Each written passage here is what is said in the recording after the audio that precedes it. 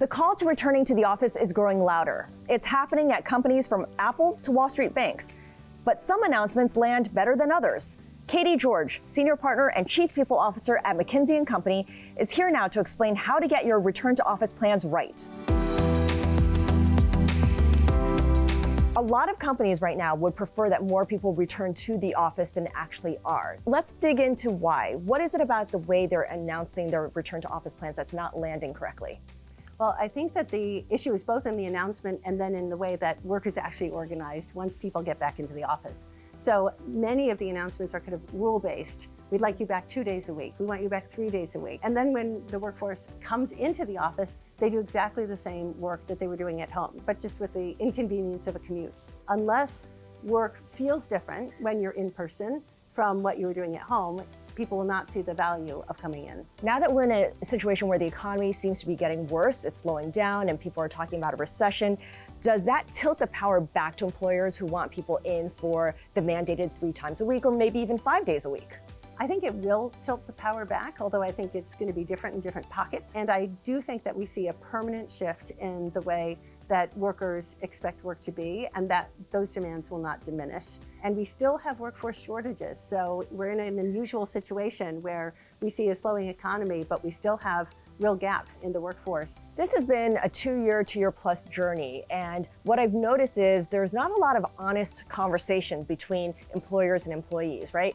I think we need more honesty, but also more facts. Also, when they say what they care about in work, they care about skill building, they care about being in an organization where they feel a sense of purpose and a connection to meaning.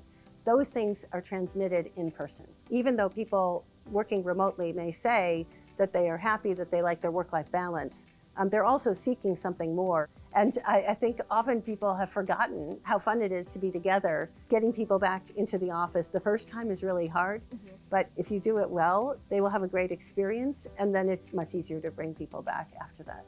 I see what you're saying about people realizing the value of getting together, but the getting into the office and being in the office entails a lot of costs, and inflation's rising. It costs a lot of money to commute. It costs a lot of money to buy lunch near the office as well. What can employers do on that end to address some of that, or at least defray some of those costs? Well, I guess some companies are thinking about, different perks and benefits. I think we are, evolving what the right benefit and perk package is for employees, because what they used to care about is not necessarily what they care about now. But I also think there's just a lot of opportunity to be more flexible, and again, away from the rules-based kind of approach to more flexible approach, so people can still plan around their lives and get all the wonderful benefits that we all saw in virtual work. One of your strategies is the acknowledgement that return to office does affect people's work-life balance. What's a best practice of how to do that?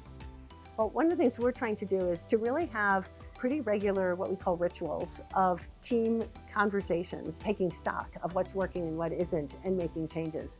Because we have so much more flexibility than we've ever had before. This is not about going back to some old norms. This is about inventing new ones. Yeah, so the rule may be just create and build in more flexibility and don't expect things to go back to the way it was. And keep talking about it to learn from each other and make things better and better over time. Katy George, thank you so much.